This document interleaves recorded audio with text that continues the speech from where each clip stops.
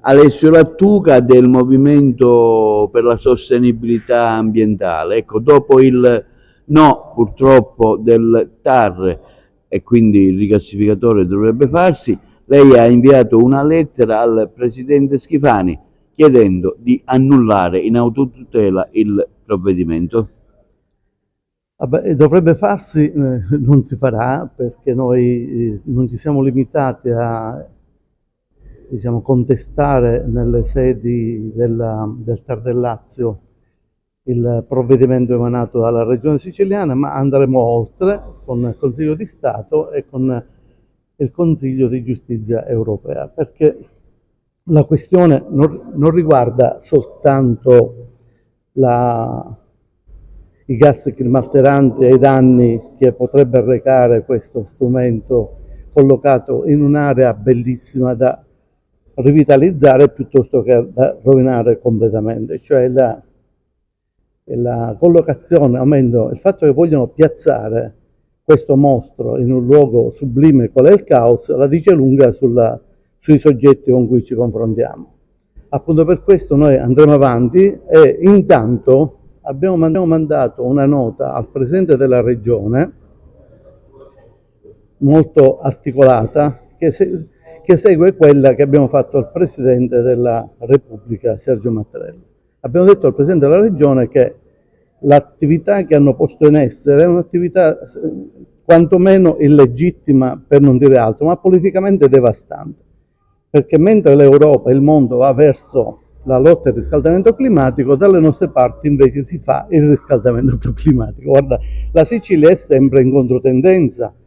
Ho detto al Presidente della Regione che è un fatto anche politico, cioè ha deciso in forma solitaria, da solo, dando mandato al suo assessore Di Mauro, di emettere un provvedimento di proroga di 70 mesi per ultimare, pensate, neanche il lessico italiano, ultimare un progetto, un impianto che non è mai stato iniziato, quindi si ultima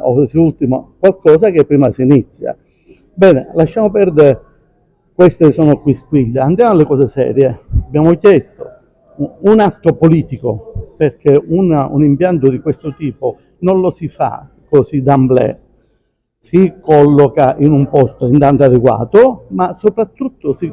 consultano le popolazioni che devono subire, se no inopinatamente, scelte fatte altrove e non si capisce bene la natura delle scelte fatte. Quindi tutto questo viene elencato in una richiesta di revoca in autotutela del decreto assessoriale numero 45 del settembre 2023 che, se andrà avanti, intanto creerà ulteriori afflizioni a noi che da anni ci battiamo contro, da oltre 20 anni, con costi enormi, perché prima questi signori, i soliti noti, prima ci hanno chiesto di riposizionare questo ricorso al TAR di Palermo, mentre noi l'avevamo fatto in forma, diciamo, diversa al Presidente della Regione. Poi ci hanno ricostretti a ripresentare questo ricorso al TAR del Lazio, ovviamente per sfinirci sia sul piano morale che sul piano economico, però non hanno capito con chi hanno a che fare. Hanno a che fare con persone la cui pervicacia è stata dimostrata nel tempo e che non hanno nessuna intenzione di deflettere, anzi, per cui chiediamo al Presidente della Regione di fare una cosa da politico, non da politicante, cioè quelle cose che hanno fatto sono delle lordure da politicanti che vanno rimosse al più presto.